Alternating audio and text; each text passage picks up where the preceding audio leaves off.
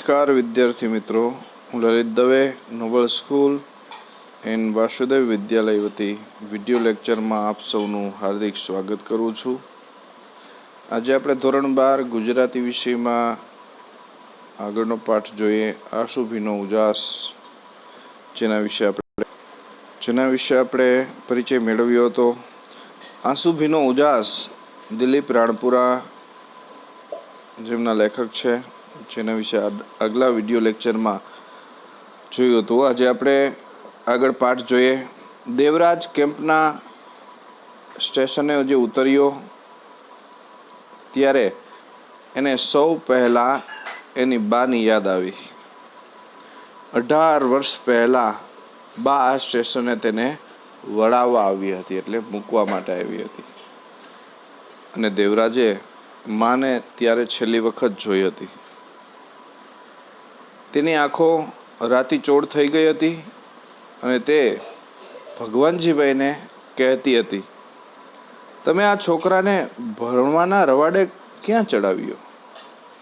મતલબ પહેલાંના સમયે રવાડે ચડાવવું એ ખરાબ કોઈ પણ હોય ત્યારે બોલાતું હતું, પરંતુ ત્યારે એટલું ભણવાનું જેટલું મહત્વ નહોતું.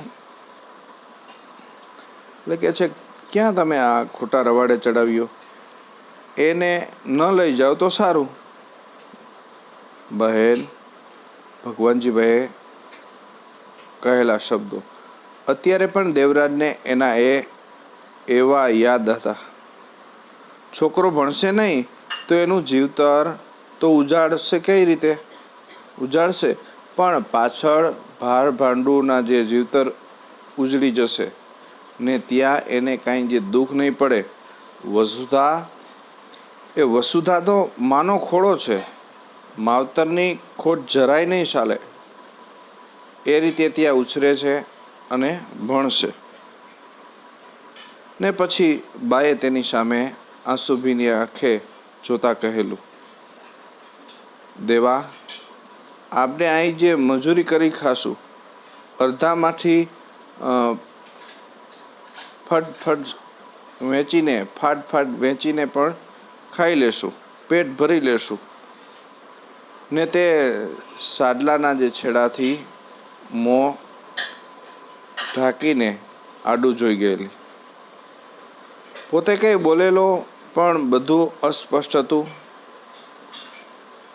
ગાડી આવી ને તે ભગવાનજીભાઈની સાથે ગાડીમાં બેઠો ત્યારે એક રોમાંચ અનુભવેલો.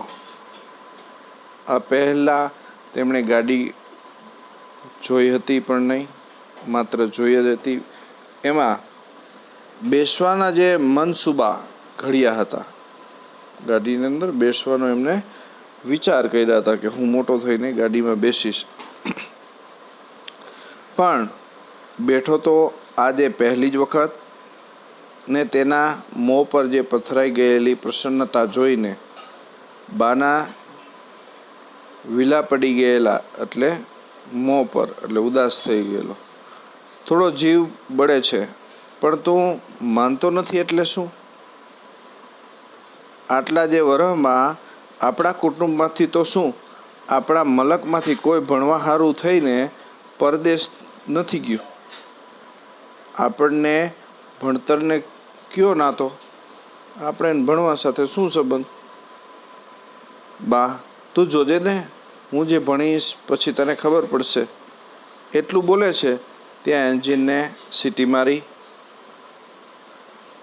સાચવીને રહેજે દીકરા, બા બોલેલી. મારો જીવ બળે છે હો, કહીને તે જે આડું જોઈ ગયેલી. ગાડી ઉપડી ત્યાં દેવરાજે બાનું મોં જોવા, ડોકું બહાર કાઢીને લંબાવીને જોવા મહેનત કરી, પણ બાનો ચહેરો દેખાયો ન હતો. તો અહીં સુધી રાખીએ.